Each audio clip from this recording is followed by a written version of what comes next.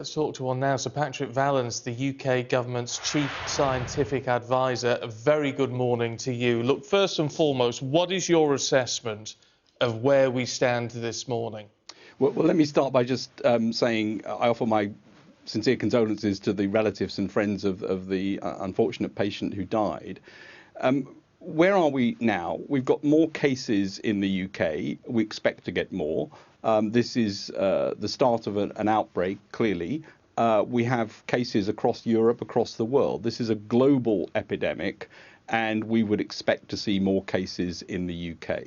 What does that mean? I mean, what sort of numbers? There must be analysis projections that have been put into place by the government on this. What sort of figures are we looking at? Yeah, so we've been looking at this right from the outset. We've had mathematical modelers, experts in epidemiology looking at it, and we've got a reasonable worst case scenario, which is looking at the situation that could evolve in the worst outcome, reasonable worst outcome, and that involves large numbers of people, 80% of the population getting some sort of infection, and as we've said, we think the mortality rate is 1% or lower. Of course, that's the reasonable worst case scenario. That's a planning situation. I expect it to be less than that, and so does the chief medical officer. And the reasons for that is if you look at what's happened in Wuhan, it's not 80% of the population that's been infected. It's a much lower number.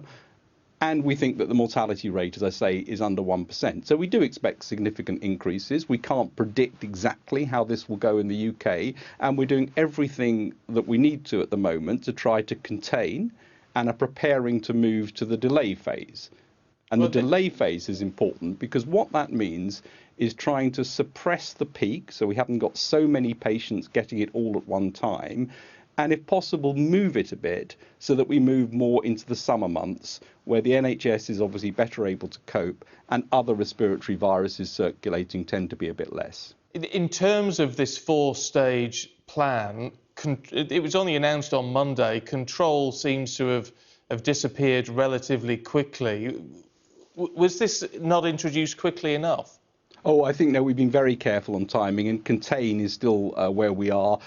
We are looking, cases are isolated, there's contact tracing going on, and of course these aren't absolutely discrete phases that go from one to the other abruptly. You merge into them, and preparation for delay is well underway. And the key thing is that we need to take the actions to protect ourselves and make sure that we take action to look after everybody, and particularly the vulnerable.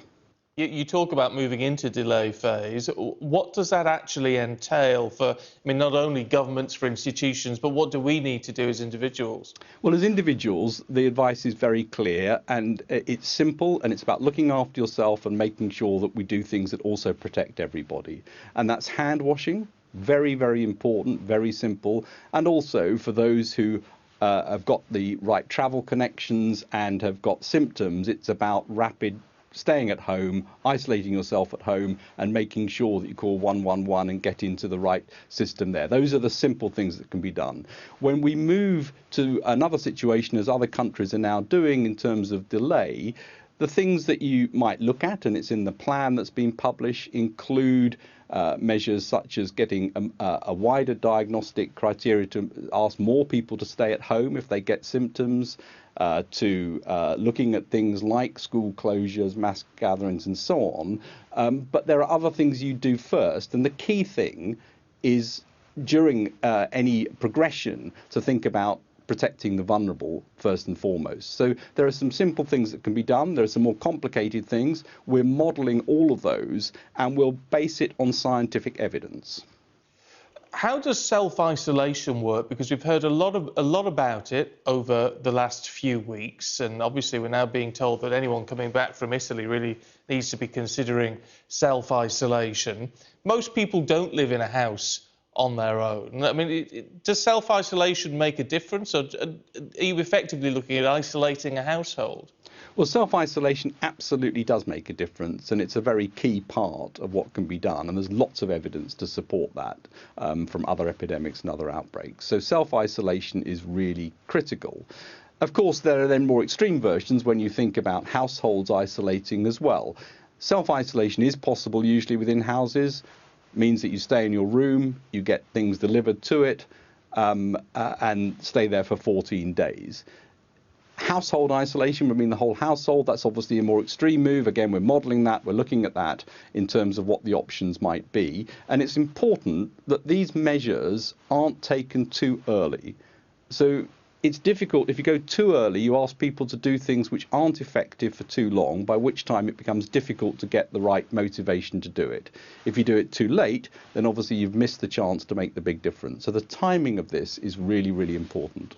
But can you put COVID-19 into some sort of bracket for us? Because there is a growing sense of panic, I mean, globally, but also in the UK, and some people taking some quite extreme measures. Some people, and perhaps older people or those with some sort of infirmity or or condition, are really starting to worry now.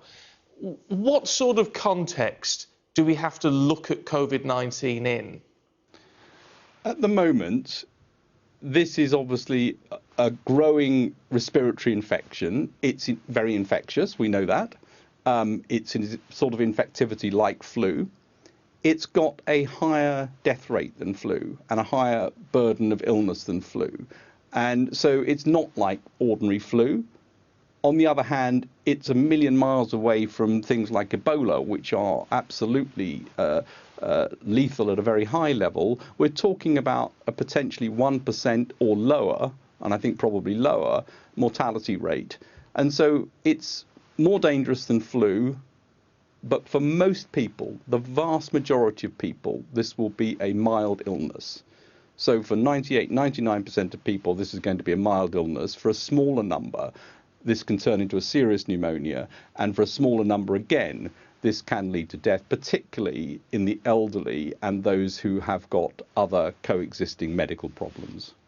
In terms of the modelling, which you've talked a lot about, when are we looking at a peak of this infection in the UK? Is that possible to assess? Well, it looks like, and you can sort of see this from Wuhan, it takes about 12 weeks to reach the peak and then maybe another 12 weeks to go away again. You'd expect about 95% of the cases in a 9-week period in the middle of that.